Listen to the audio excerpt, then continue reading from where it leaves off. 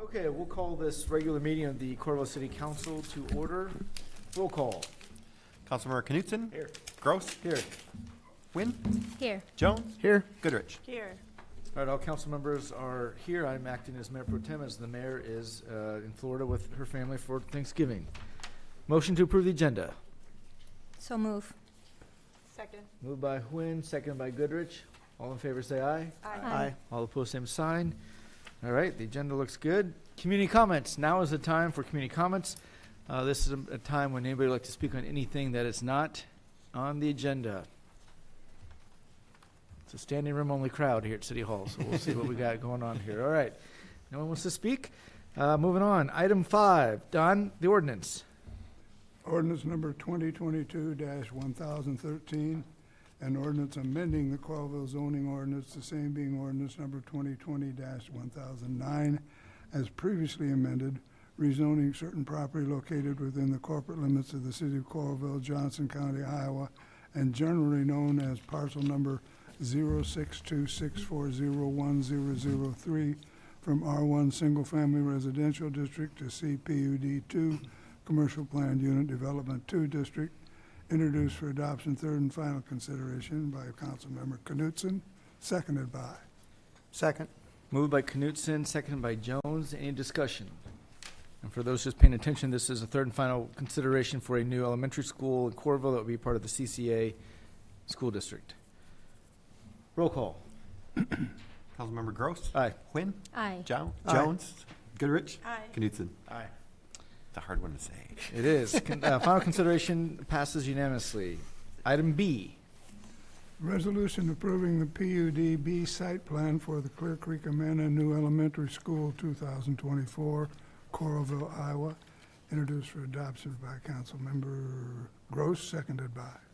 Second. Moved by Gross, seconded by Goodrich. Goodrich. Discussion. Roll call. Wynn? Aye. Jones? Aye. Goodrich? Aye. Knutson? Aye. Gross? Aye. Resolution passes unanimously. Item 6, urban renewal areas. Don, the resolution, please, or the ordinance. Ordinance number 2022-1014, an ordinance amending ordinance number 608, 707, 2001-942, 2006-1052, 2013-1009, 2014-1007, 2017-1017, and 2020-1014, providing that general property taxes levied and collected each year on all the property located within the Coralville Urban Renewal Project area in the city of Coralville, County of Johnson, State of Iowa, by and for the benefit of the State of Iowa, City of Coralville, County of Johnson, and Iowa City Community District, Iowa, for the benefit, by and for the benefit of the State of Iowa, the City of Coralville, County of Johnson, Iowa City Community School District, and other tasking districts to be paid to a special fund for payment of principal and interest on loans, monies advanced to, and indebtedness, including bonds issued to or be issued incurred by said city in connection with said urban renewal development project. Introduced for adoption, second consideration by Councilmember Wynn, seconded by. Second. Moved by Huynh, seconded by Jones. Discussion. What is the base value? I can't never find that in there. We're establishing it, but I don't see it in the ordinance. It actually, so way at the end of the ordinance, because it'll say it'll say November 2022 property, and what happens is you set the base value, so the base value is set at the January 1st, 2021 values. It's always a year behind. So what we do is you find the properties, so these properties are all probably assessed at a couple $1,000s in January of 2021, and then this year they have their building on there. So the base value is, it's always the year prior assessment. Okay, so it's not actually. So you just check to make sure when the building goes up. So we don't do any of them until the building goes up, because you want to get the whole 20 years on the increment. We don't put the value Yeah. in the ordinance. That's the county assessor make sure that happens. So we just follow the county assessor? Yes, because they're the ones that set those values. And these are all empty lots? There were empty lots as of January 2021, now they're all built upon. Right. So the January 23 values will have the whole, it says we're a year behind, it's kind of confusing. We're a year behind when you set the base value, and then you still have a year, you won't even collect any of that for another year. Yeah. Because they don't pay their property taxes for a year in arrears. So the same thing on the next ordinance. Right. There was a property on there, so that'll be. Well, but we took it off and it went exempt, so it's actually probably zero. Oh, it actually goes back to zero. Because if we, Because it was a city-owned property. Oh. so the property value on that, anything like on the I River Landing was all set at zero. Okay. So we get everything. Well, everything, we don't get all the taxes, some of the levies still go to all the other taxing entities. Okay. Any other discussion? Roll call. Councilmember Jones. Aye. Goodrich. Aye. Knutson. Aye. Gross. Aye. Quinn. Aye. Item B,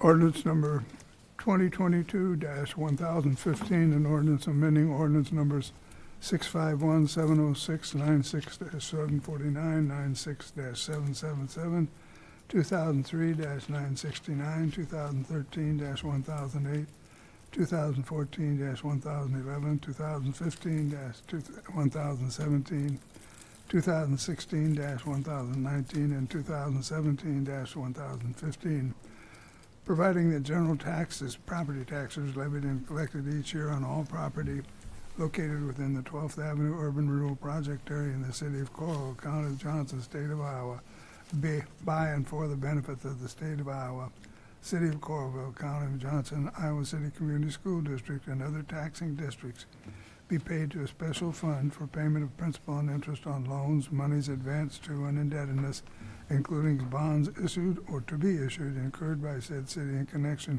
with said urban renewal project, introduced for a second consideration by Councilmember Jones, seconded by. Second. moved by Jones, second by Huynh. Discussion. Roll call. Councilmember Goodrich. Aye. Knutson. Aye. Gross. Aye. Quinn. Aye. Jones. Aye. Ordinance passes unanimously. Item 7, street finance report. Resolution approving the fiscal year 2022 street finance report, introduced for adoption by Councilmember Goodrich, seconded by. Second. Moved by Goodrich, second by Knutson. Any discussion on the streets finances report? Exciting stuff. On the resolution, a roll call. Councilmember Knutson. Aye. Gross. Aye. Quinn. Aye. Jones. Aye. Goodrich. Aye. Resolution passes unanimously. Item 8, financing. Don, the resolution. Resolution approving, appropriating payment of certain annual appropriation debt service instruments and directing a finance officer to certify a tax increment financing debt to the Johnson County Auditor, introduced for adopted by Councilmember Knutson, seconded by. Second. Moved by Knutson, second by Goodrich. Any discussion on this item? Roll call. Councilmember Gross. Aye. Quinn. Aye. Jones. Aye. Goodrich. Aye. Knutson. Aye. Item 9, interfund TIF loans. Don, the resolution. Resolution authorizing internal advance payments payable from the Tax Increment Revenue Fund for Urban Renewal Project costs, introduced for adoption by Councilmember Gross, seconded by. Second. Moved by Gross, second by Jones. Discussion. Is this for specific projects then? This is all allocated for in our budget. Primarily, A would be for the funds that go to ICAD, but each one is within the budget, and then we annually have to loan the money from that. Thank you. Any other discussion? Roll call. Councilmember Quinn. Aye. Jones. Aye. Goodrich. Aye. Knutson. Aye. Gross. Aye. Item B. Don? Resolution authorizing internal advance payable from the Tax Increment Revenue Fund for Urban Renewal Project costs, introduced for adoption by Councilmember Nguyen, seconded by. Second. Moved by Huynh, second by Knutson. Discussion. Roll call. Councilmember Jones? Aye. Goodrich? Aye. Knutson? Aye. Gross? Aye. Witten? Aye. Resolution passes unanimously. Item 10, engineering services agreement. Don? Resolution approving an engineering services agreement with Terracon Consultants, Inc. for Phase 2 environmental site assessment on the former Sinclair Station and Capley Lodge, introduced for adoption by Councilmember Jones, seconded by. Second. Moved by Jones, seconded by Huynh. Discussion. This is not our property, is it? No, this will be using our brownfields funds, Our what? our brownfields program. So, we're trying to make it qualify for brownfield? No, It this already is would, we utilize our brownfields grant funds to do these for private individuals. Okay. This is the same property, gave them a strip of land, they were applying for some, They received the workforce workforce housing. housing tax credits. They did not receive the brownfields tax credits. oh, so will this help with that? No. No? This will just give them knowledge about, as they start to work on their construction plans, whether or not there's issues, it being an old gas station. Okay. Okay. Be great to get that developed. Any other discussion? Roll call. Councilmember Goodrich? Aye. Knutson? Aye. Gross? Aye. Witten? Aye. Jones? Aye. Resolution passes unanimously. Item 11, IRL retail lease termination agreement. Resolution approving lease termination agreement with CNCT LLC, introduced for adoption by Councilmember Goodrich, seconded by. Second. Moved by Goodrich, seconded by Huynh. Discussion. Yeah, this is Evolve that was located in the Iowa River Landing. Their corporate, they closed down corporately, so they could no longer get food delivered to their location anymore. This is a very narrow front, isn't it? Yeah, Yeah. very, very. So they will also be removing the freezer, walk-in freezer that they had installed there. So what other stores do we think would be interested in that? I Well, guess it's comparable to some other retail spots down Yeah, there. it's pretty small. It's Yeah. very small, and so, and it's deep. So, you know, we're also looking at whether it can be combined with some adjacent spaces as well. Yeah. Is that where the La Vecina used to be? No, No. this is the one on Second Street. It's like right across the street from, like 30 Hop, Is it next to Tribute? or across from, Ye- Devers now. yeah, I believe, Cookies, yes. Cookies and Dreams, and is that next to it? Yep, Cookies store. yep. Yum, yum. Any other discussion? Roll call. Councilmember Knutson? Aye. Gross? Aye. Witten? Aye. Jones? Aye. Goodrich? Aye. Resolution passes unanimously. At this point, we will have a presentation by the President and CEO, Kurt Nelson, of the Entrepreneurial Development Center out of Lynn County, Cedar Rapids. Kurt, the floor is yours. Alrighty. It is, yep. It is on. I want to make sure you get it recorded right. Absolutely. So thanks again for all of your annual support. I haven't been here in a while. You know, Kelly, if you ever want me to come more often, I'm kind of happy to do that. It seems like it's been about 4 years or 5 years, I guess, since I was here with Alec Witters from Higher Learning Technology. But in September, we started our 20th year of operation. Kind of hard to imagine, but we've been doing this this is our 20th year. It's a long time. And this 2022 marked the 7th year. You all have supported what we do, and you've supported us up now $20,000 a year for about $140,000. You provided some smaller amounts when we used to have the Innovation Expo down here as well. And I'm going to review some facts and stuff with you, but I want you to hear from my guest tonight, right? So Dr. Fran Johnson, who's here, she's the co-founder of Viewpoint Molecular Targeting. You know, they're located out at the BioVentures Center and soon to be much more expanding in that area. So Viewpoint was a spin-out radio farm company focused, U of I spin-out, focused on the treatment of hard-to-cure cancers, right? Initial targets, metastatic melanoma, neuroendocrine tumors. The technology evolves around a safe and effective way to actually deliver radioparticles, alpha particles, if you will, to a cancer cell, kill the cell, and then exit the person without damaging the person, right? So Fran and her co-founder husband, Michael Schultz, are not Iowa natives. They got recruited here in 2006 by the University of Iowa. So if you think about it, this is outside series talent that got brought to the state. Fran's a nationally recognized cardiologist with a focus on heart failure and transplantation. And Michael's a nuclear scientist and a key opinion leader in the field of nuclear medicine globally. So Iowa was really fortunate to have them both come here. We, EDC, met them both in 2009, just after they had formed Viewpoint.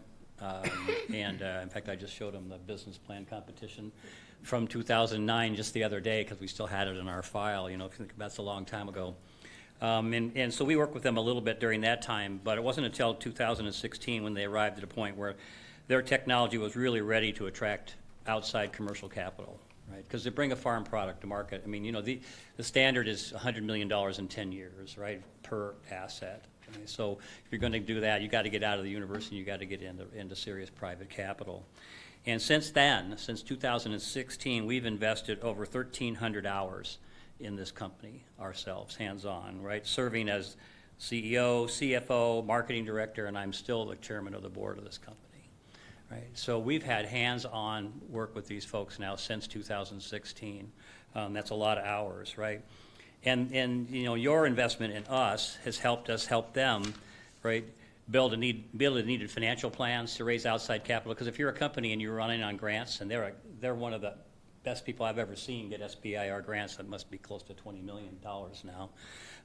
But when you're running budgets on a grant cycle instead of running a business on a budget cycle, it's a completely different process, right?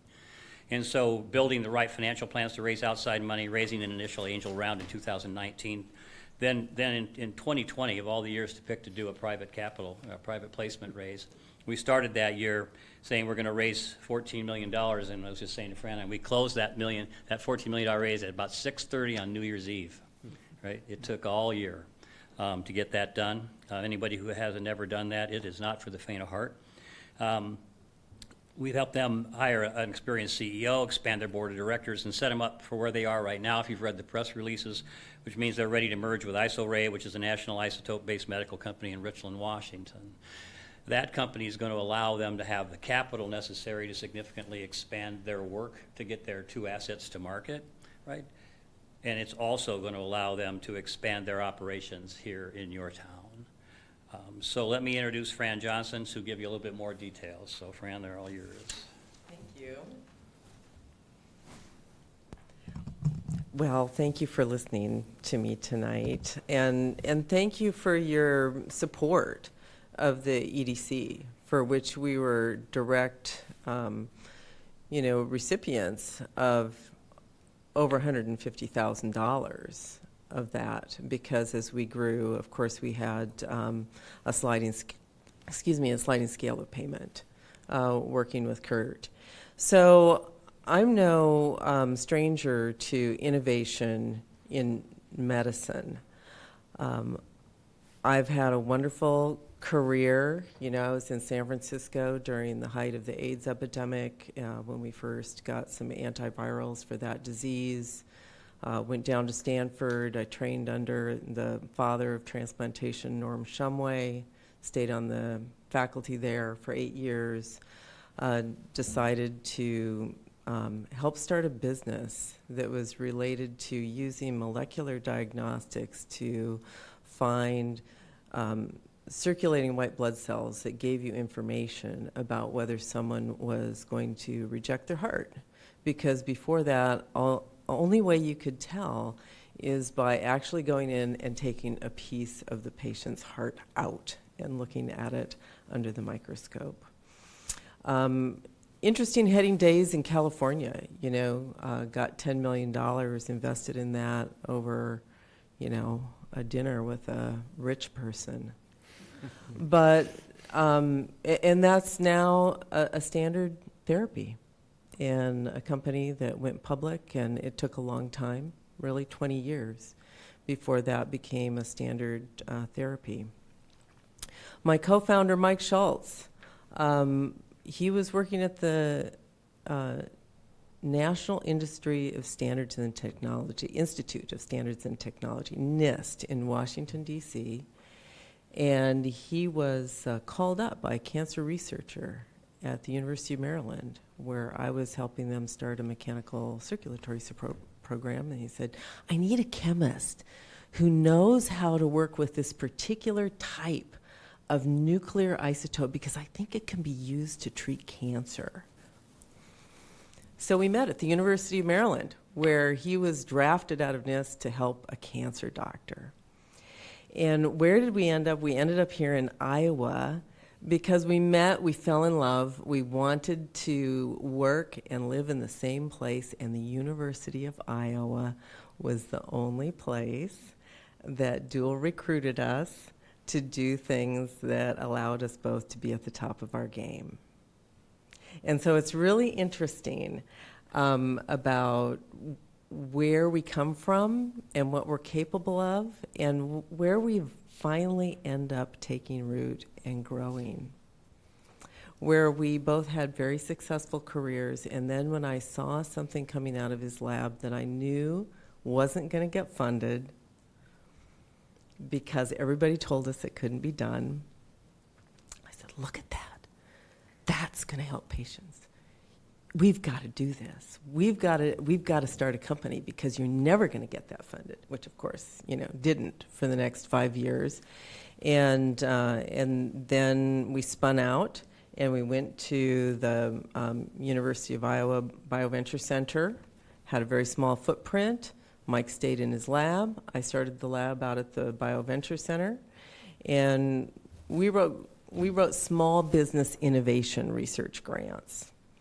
And we're successful at that. But it wasn't then that we called Kurt, right? We went out there and spent a few years there, and then Kurt invited us to come to a lunch, and his annual meeting, where he has entrepreneurs talk about what the EDC has done for them. And I sat there and I thought, there were the people that made bug soothers and how he helped them scale. And there were people who were making whiskey. Actually, they started with wine, but then they realized they could make a better whiskey. Cedar Ridge. And so we started to work with Kurt. And I don't think that we would have succeeded had it not been for the EDC's support. Because academically, they want you to get grants and sort of help fund a robust faculty, right? And write papers and get grants.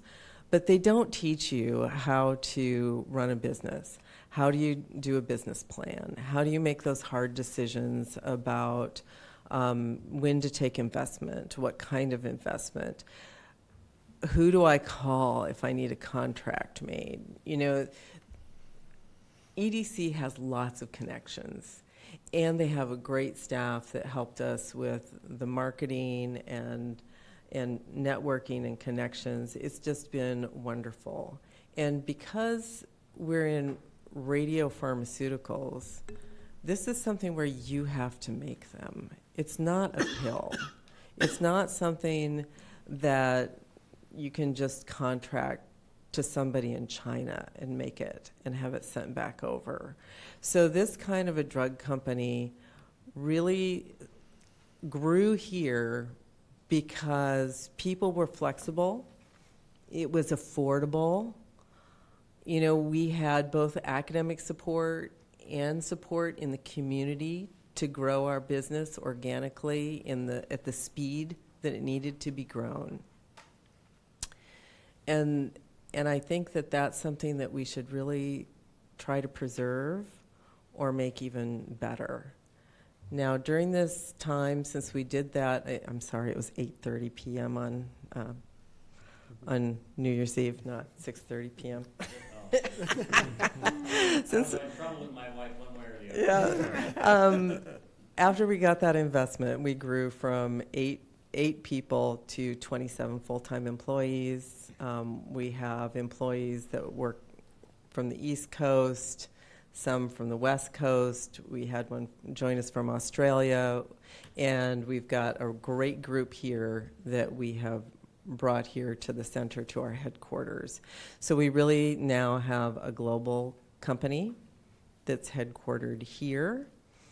We are purchasing, well, we did make the purchase agreement for 4125 West Court, which is very close to the freeway exchange of 380 and I-80. And that's great. I've been working with Kelly on some programs that would be incentive programs for us to stay here.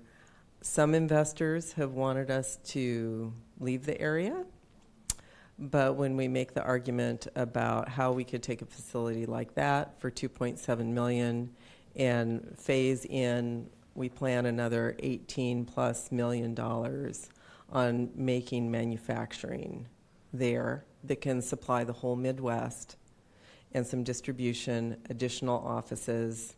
I think it'll be absolutely great. We're going to bring on at least 70 more people. Most of them are going to be here in the Coralville, Iowa City area. These are highly trained people.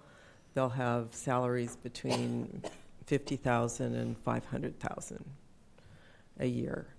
So we're thrilled to be here. We're thrilled to stay here, and I want to thank you for your support. Do you have any questions? Any questions? Oh, I have to ask some. Okay. Where are you at in the line in terms of like the clinical phase trial with either of these medications you're talking about? Yeah, so we have 2 that we're bringing into the clinic. So this is the kind of this is a cool thing, that you can make a molecule that has one end that is made to be sticky for a particular cancer. You design it specifically for a type of cancer. And it'll circulate in the body and it'll stick to that. You can tether it to a cage that holds a radio metal. And that radio metal can either be one that you can pick up on a scanner or an imaging scanner, or you can load it with something that will kill the cancer. So the first studies are imaging. So we've done imaging in 2 of our first 2. You put them into the people, image them, and if it looks like it's doing what it's supposed to, which is to stick to the cancer but not anything else, you're good to go to start therapy. So we're 2 for 2, which is great, in human imaging, and we're moving to therapy. The University of Iowa will be doing a first dose, hopefully by the end of the year. So you're still phase 1? Phase 1. Okay. Phase 1, 2. So it'll roll. Oncology therapy studies are kind of interesting now. You usually think about phase 1, you stop and you look, and then you go to phase 2, and then you go to phase 3.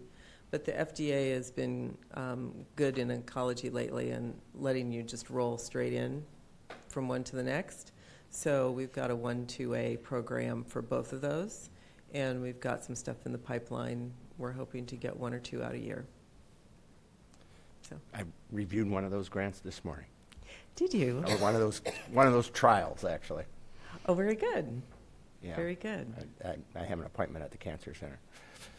So I've noticed that change too. It's quite a bit different. But I didn't know how far along you were. I think I've seen some of your trials. They're very exciting. Thank you. Thank you Yeah. very much. We're really excited. We think it's going to be great. Yeah.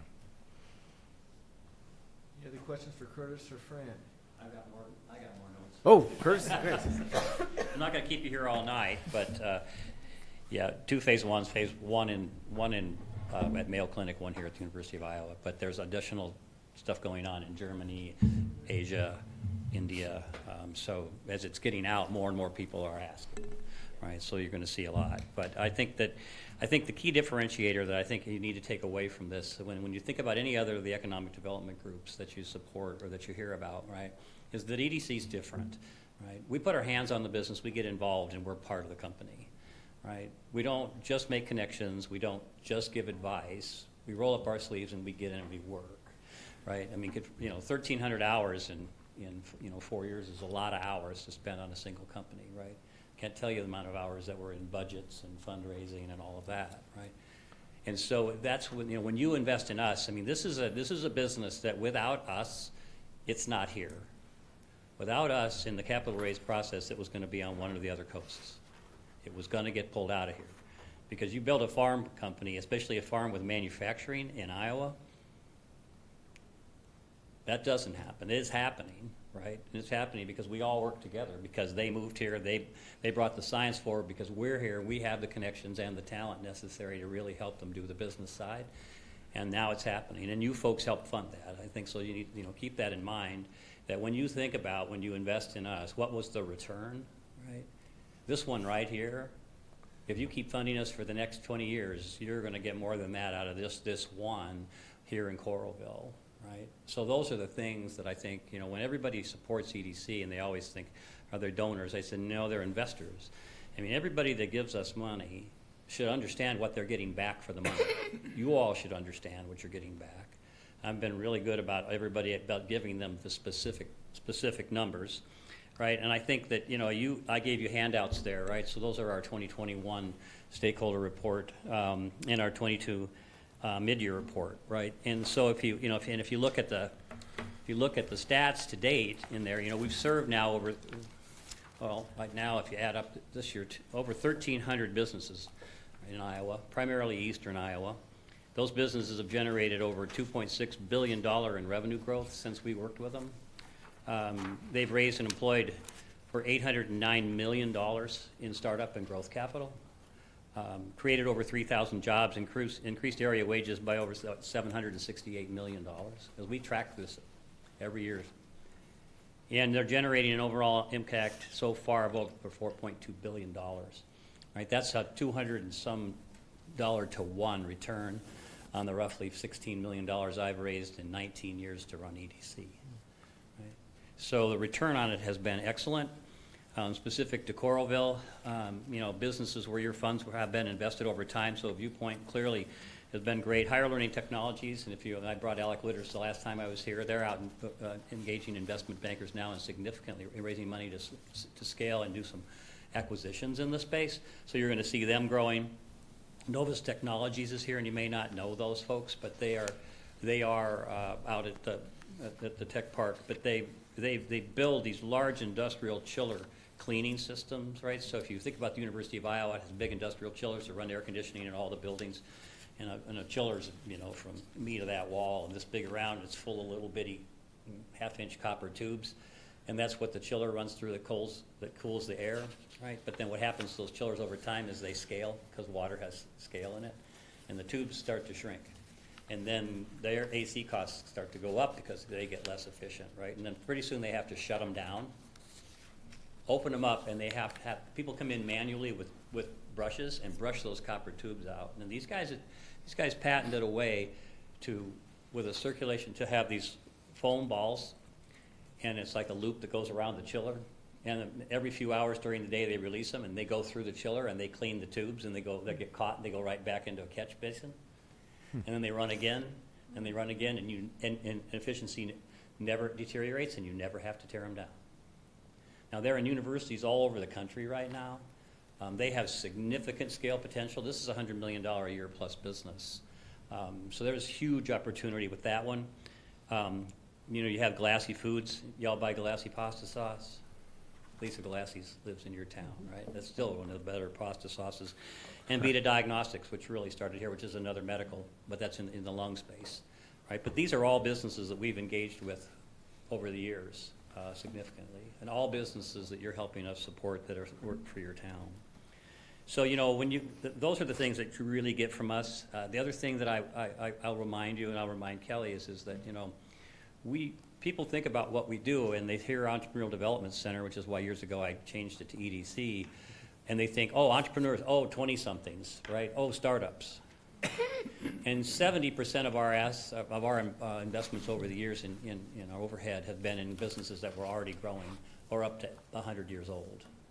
But most people don't think about that. They just think we work with startups. I mean, the average age of a successful entrepreneur when they start their first company is the age of 38, right? And any venture capitalist can tell you don't invest in entrepreneurs under 30, right? Because the return is low, right? You know, you can say there are a lot of programs about entrepreneurial support, but you really want to catch, if you really want economic vitality, right, then you really got to catch the right businesses at the right time. And I'm not saying we don't support the young folks, we clearly do.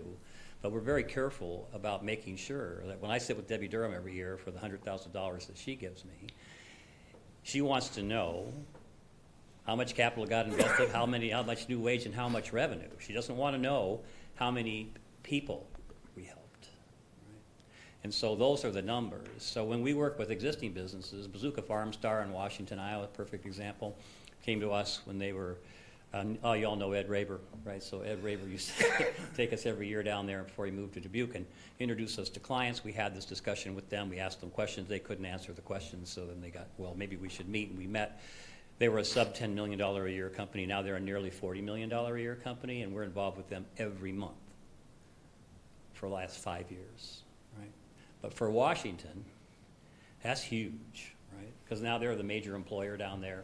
They just added another 100,000 square foot of manufacturing space on. They bought the building next to them, right? So they're scaling. So when you look at other businesses that you have, businesses that have the potential that are doing $5 million or $10 million or $15 million, but have the potential to do $50 million, if it's interstate commerce, that's where we'll focus there. So when you think about us, think about that in your community.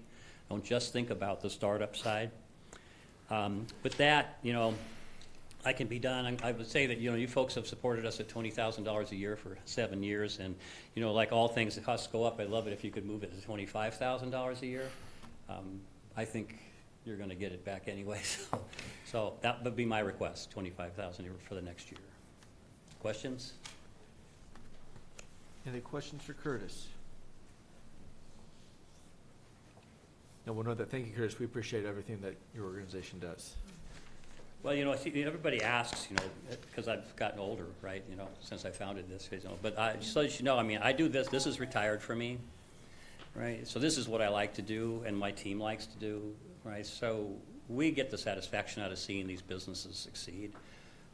I'm a fixer. I have to be fixing something all the time. I cannot sit still, period. So I have to ask my wife. So, I mean, we're going to keep doing this, and we do it because we love to do it. But we just appreciate your support so we can. What is your budget? What's your total budget? We're giving 20,000 out of Our budget, $20 million about 800, budget? we're about $850,000 a year right now in overhead. Okay. You know, I mean, Iowa City provides 25. Hiawatha is, I think, up to 13.5. North Liberty's at 10. Cedar Rapids is at 75. They were at 100, but post-COVID they did some different things, so there are 75 states at 100. But the rest of it all comes, if you look on your brochures there, you can see all of the people that provide us funding. And the size of the logo dictates it, you know, the bigger the logo, the bigger the amount, right? The smaller the logo, the smaller amount. There's about 120-some people on there. So a lot of private industry. More comes from private industry than the public. So about 500,000 of it comes from the private, right? A couple 100,000 or so, 250 comes from public. The rest comes from things we charge for, right? So we don't do everything for free. Like when I was being their CEO, I mean, you know, that was $60,000 a year that they paid us for that, right? And if you look at the accounting, we invested about $240,000 worth of overhead in them, for which they paid for about $140,000 of it, and you all paid the rest, right? So we do fund ourselves in some ways. You know, advice is free, hands-on work costs money at a certain level. And when we do work for Bazooka Farm Star as a profitable company in Washington, none of your money goes there. They pay for all of that, right? They're a $7,500 a year donor, and they pay me a retainer every month for the work that we do. So we raise some of our own capital, so we're not out having to beg for all of it. Any other questions for Curtis? Okay, thank you both for coming. We really appreciate it. Thank you. Thank you. Take care. Thanks so much. Good luck. We're betting on this. Yeah, I know. Sounds good. What? Oh, V can't make it. All right. Not all right that she can't make it, but thanks for letting me know. All right. V gets elected, and they're doing their own thing. All right, I like it. Motion to, consider the motion to approve the consent calendar as presented or amended. Mayor Pro Tem, I would like to ask council to consider motion to approve the amended calendar A to double D. Moved by Quinn. Oh, How is it No. amended? it's not amended. Okay, Sorry. okay. I was That's right. thinking item 13, but it's not included in the, No. so it's, Okay. yes, so it's presented. As amended. presented. Thank Moved you. by Quinn. Is there a second? Second. Second by Goodrich. All in favor, say aye. Aye. All opposed, same sign. You have to Actually, we're roll gonna call vote. on that, yeah. Kevin decided to vote. Yep. Jones? Aye. Goodrich? Aye. Knutson? Aye. Gross? Aye. Quinn? Aye. Thank you. It passes. All right. Kelly, city administrator's report. Yeah, three quick things. First, I'd like to welcome Don Deal back. He's had some health issues for the last couple of weeks, and really appreciate him being back and wish him well and a happy Thanksgiving. It's good to be back.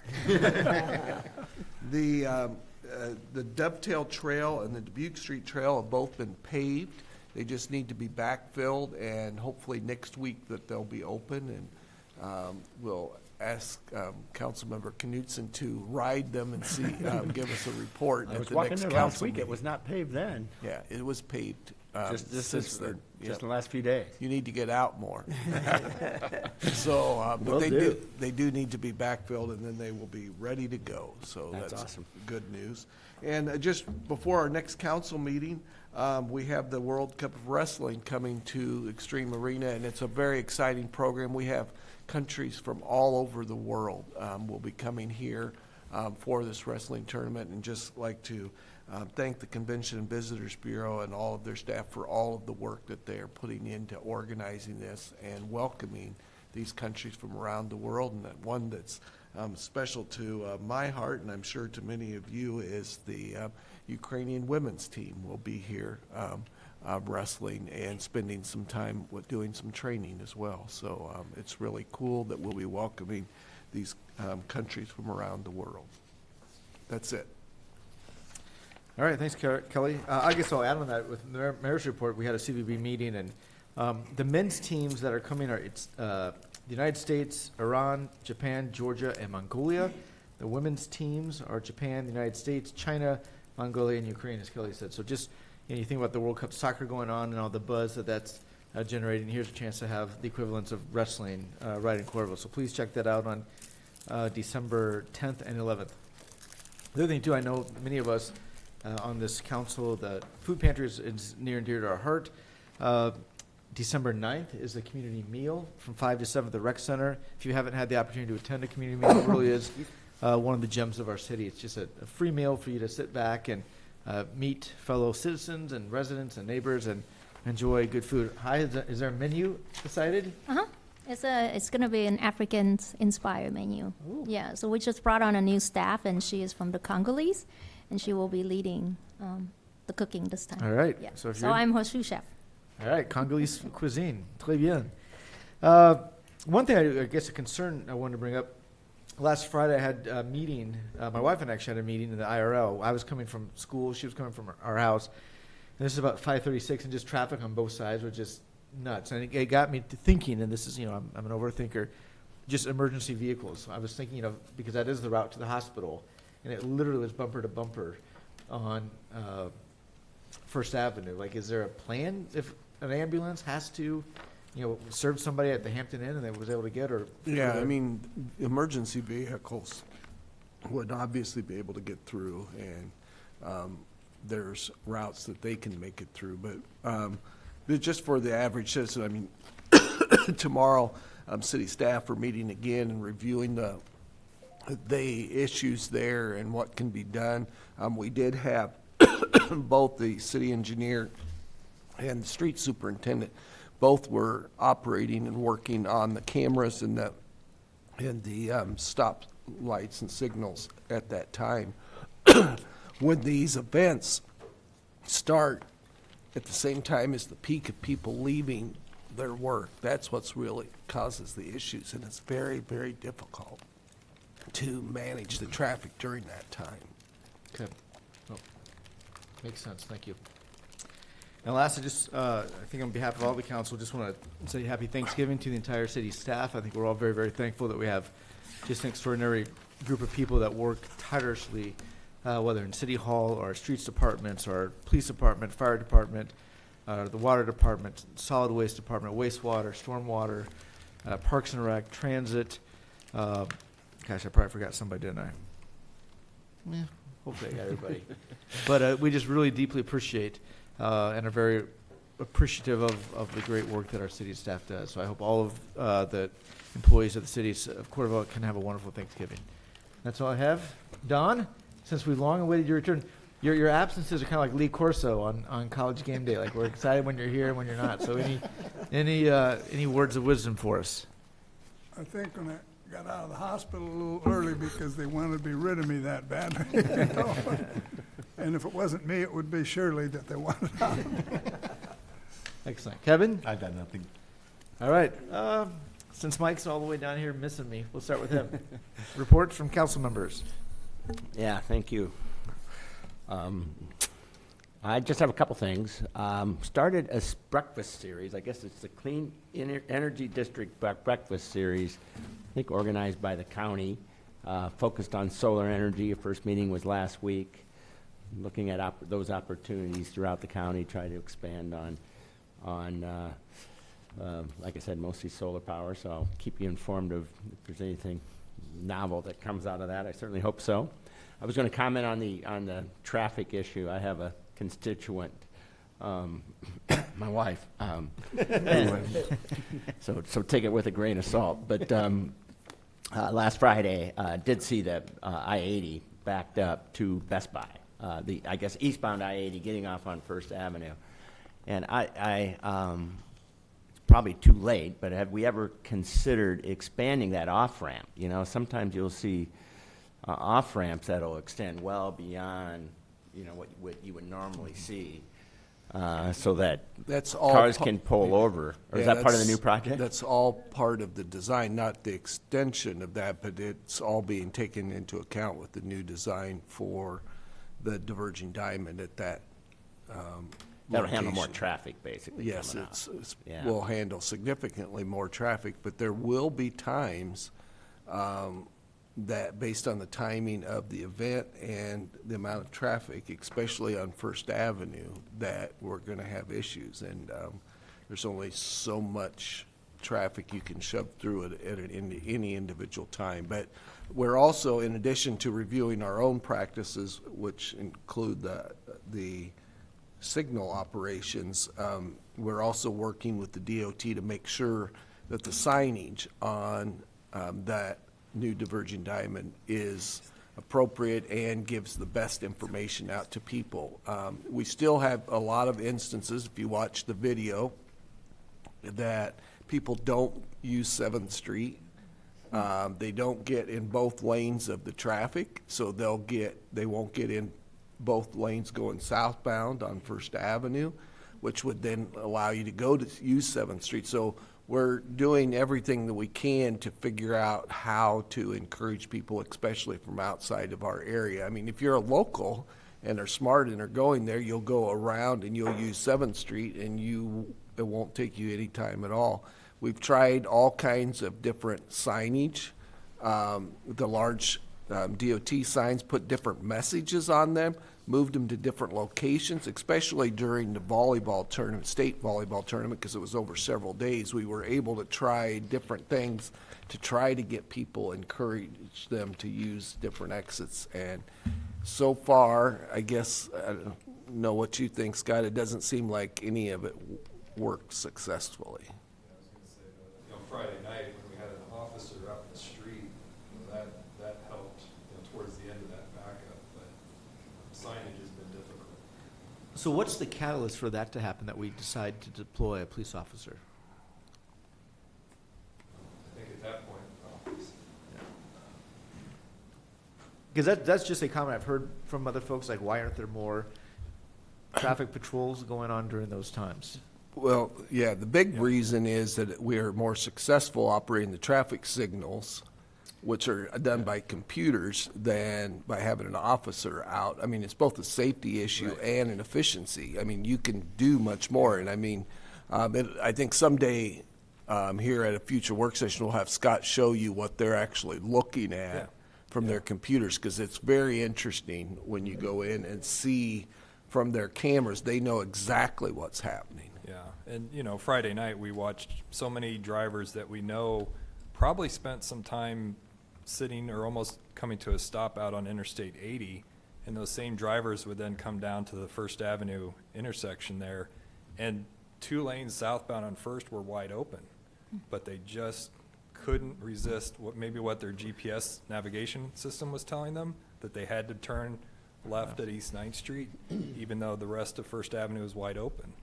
And so we had several times when East 9th Street had backed up to First, and people couldn't turn left heading southbound on First Avenue, and people weren't exiting the eastbound 80 off-ramp, even though there were 2 lanes open on First Avenue. So it was frustrating.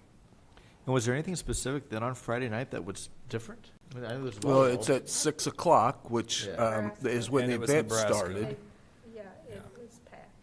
So there, you had 4,000 people going to the arena, and it's also the same time as everybody's leaving work, you know, between 4:30 and 6 o'clock. And so, And they were all coming from the west. and you can only, 800 of them. and you From can only, Nebraska. the problem is you can only do so much on the traffic signal, because if you give too much time for people exiting off of the interstate, then it backs up on First Avenue going northbound, which we've had times where it backed up all the way to Panera's because we were giving more time for the north. So during those time periods, there's more traffic than what you can put through those streets. There's no doubt about it. And long-term, there'll be one more entrance into there, right? There'll actually be 2 more entrances, because there's the one at 6. At 6, yeah. And then there'll be the one there at Von Mar, where you'll come But off. that'll happen with this project, right? We That don't have one any will- current that plans to one open will up the happen one at with 6, right? this one, yes. Yeah. Yeah. But there's still, I mean, Scott and I reviewed those plans after the new plans, after knowing, you know, what all happened during the volleyball tournament, for example. That kind of gives you a real good thought. Well, even with that, if you don't have the right signage and have ways of getting people to use the right places, it doesn't, you know, we're going to be right back to the same issue. And so that's why we're having lots of discussions with engineers, which is Howard R. Green in this particular case, and the DOT. Originally, the suggestion was to have digital boards overhead that would direct people, but the DOT at that time rejected that as an option. So we're looking at what can be done and what's the best case scenarios. Can you override GPS No. and have them Can not I? go on 9th, but have them go on 7th? If there was a more direct way to reach out to Google Maps, maybe. Yeah. But there are, ways as another navigation app, which we actually do have access to somebody that can help us out with that. So there are things we can do to update those services, but I think we're severely limited. So, Why did the DOT reject the overhead signage?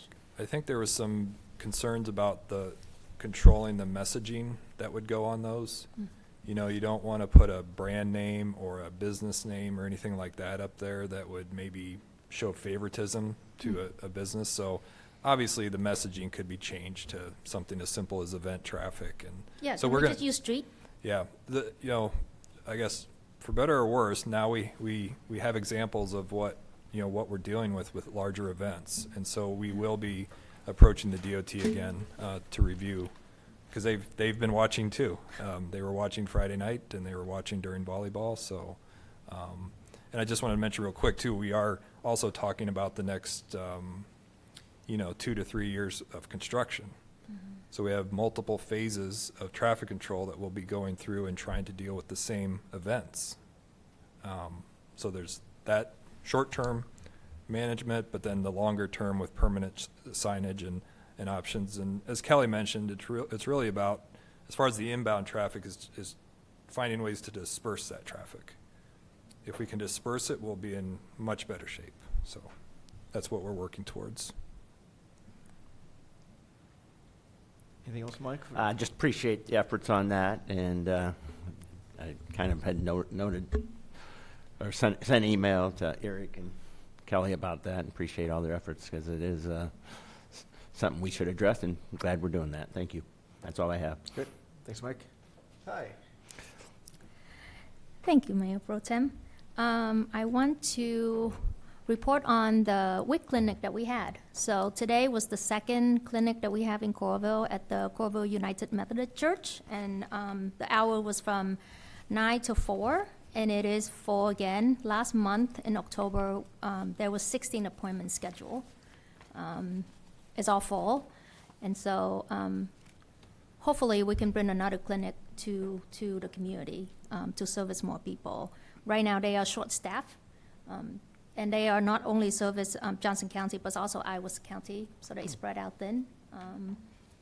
But we'll keep working on getting more services to Coralville.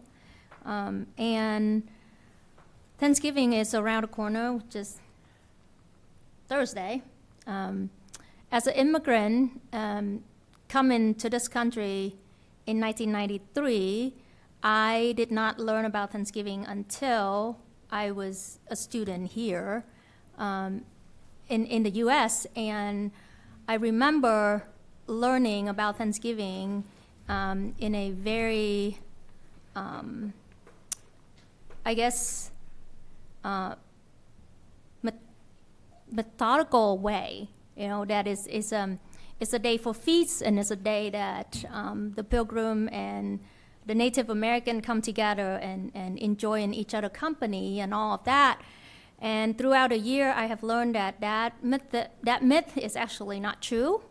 I love Thanksgiving just like anyone out there.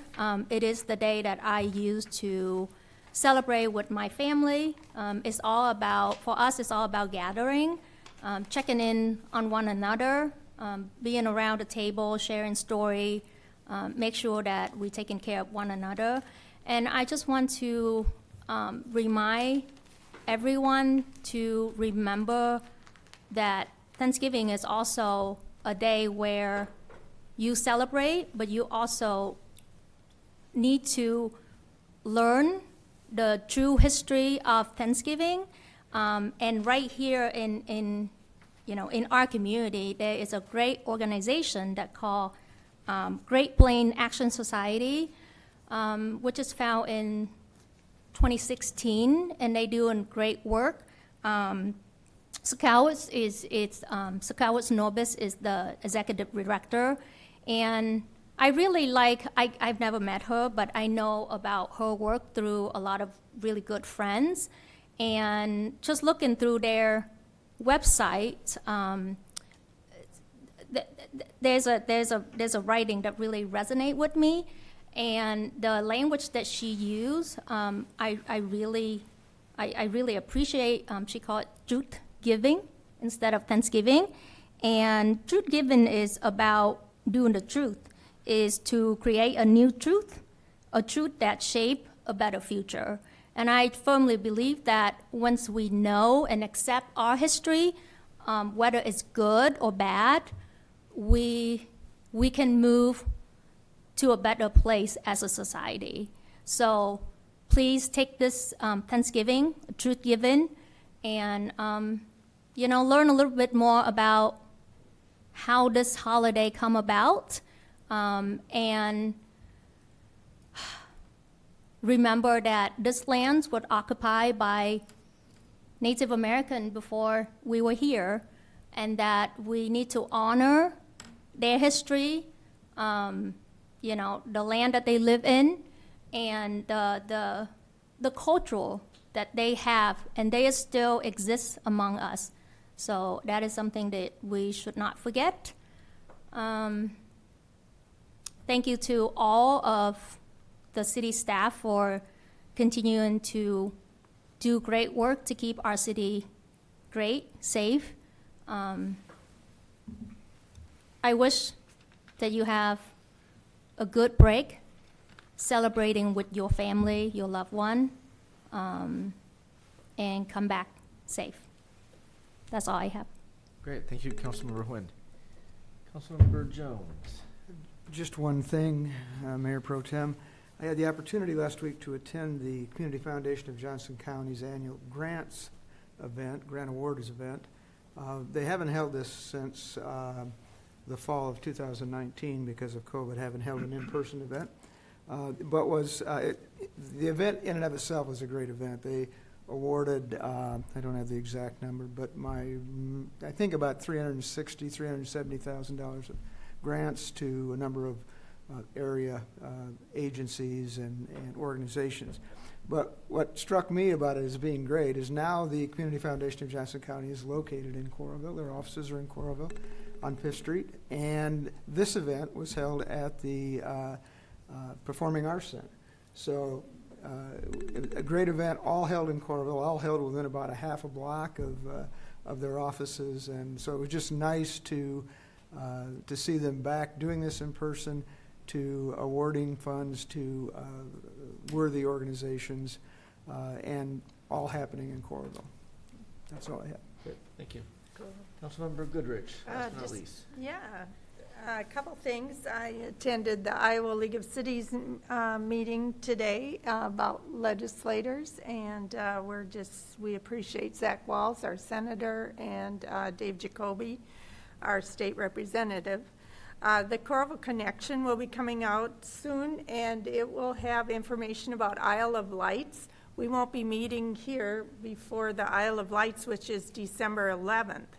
And there's some new walking opportunities that night. It's a Sunday evening, and there's some other events and places that you can walk to or drive to. There's a lot of places to stop at here at City Hall. We'll be having our trains set up again, and we'll be celebrating the Coralville 150th. So just want to invite everybody to put sacks out and get ready for the candles, lighting your candles in the Isle of Lights. All the information is either on the website, coralville.org, and also the Coralville Connection, which will be in your mailbox soon. Thanks. Great, thanks, Councilmember Goodrich. Motion to adjourn. So move. Moved by Huynh, Second. second by Jones. All in favor, say aye. Aye. All opposed? We are adjourned.